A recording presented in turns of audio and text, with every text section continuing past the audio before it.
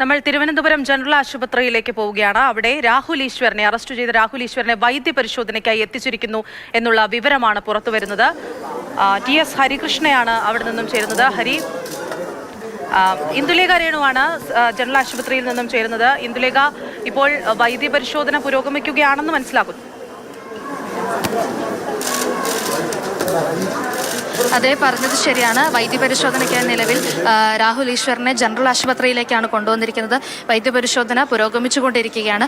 രാഹുൽ ഈശ്വർ വന്നിറങ്ങിയപ്പോൾ തന്നെ പറഞ്ഞ കാര്യം ഇതാണ് മെൻസ് കമ്മീഷൻ വേണമെന്ന് പറയുന്നത്.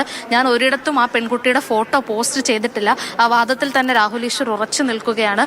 വീണ്ടും ആവർത്തിച്ചു പറഞ്ഞു, ഇതുകൊണ്ടാണ് ഞങ്ങൾ മെൻസ് കമ്മീഷൻ വേണമെന്ന് തുടർച്ചയായി ആവർത്തിച്ച് ആവശ്യപ്പെട്ടുകൊണ്ടിരിക്കുന്നത്. ഇതാണ് അതിൻ്റെ ആവശ്യം. ഇതുപോലെ തങ്ങൾക്കെതിരെ അനീതി വരുമ്പോൾ പ്രതികരിക്കാനാണ് ഇത്തരത്തിലൊരു ആവശ്യം ഉന്നയിച്ചതെന്നാണ് വീണ്ടും രാഹുൽ ഈശ്വർ പറഞ്ഞുകൊണ്ടിരുന്നത്. നിലവിൽ വൈദ്യപരിശോധന പുരോഗമിക്കുകയാണ്. ഡോക്ടറുടെ മുറിയിലേക്ക് രാഹുൽ ഈശ്വറിനെ കയറ്റിയിരിക്കുകയാണ്. മാധ്യമങ്ങളടക്കം എല്ലാവരും അതിന് പുറത്ത് കാത്തു നിൽക്കുകയാണ്. രാഹുൽ ഈശ്വറിനെ മറ്റെന്തൊക്കെയോ അദ്ദേഹം പറയാൻ ശ്രമിക്കുന്നുണ്ടായിരുന്നു. പക്ഷേ നിലവിൽ പോലീസ് റൂമിലേക്ക് കയറ്റിയിരിക്കുകയാണ്.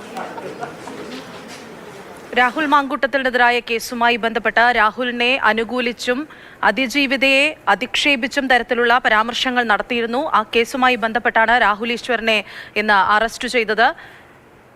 ജാമ്യമില്ലാ വകുപ്പ് പ്രകാരമാണ് അറസ്റ്റ് എന്നുള്ളതാണ് മനസ്സിലാകുന്നത്. ഇപ്പോൾ രാഹുൽ ഈശ്വറിനെ തിരുവനന്തപുരം ജനറൽ ആശുപത്രിയിൽ വൈദ്യപരിശോധനയ്ക്ക് എത്തിച്ച ദൃശ്യങ്ങളാണ് ഇപ്പോൾ കാണുന്നത്.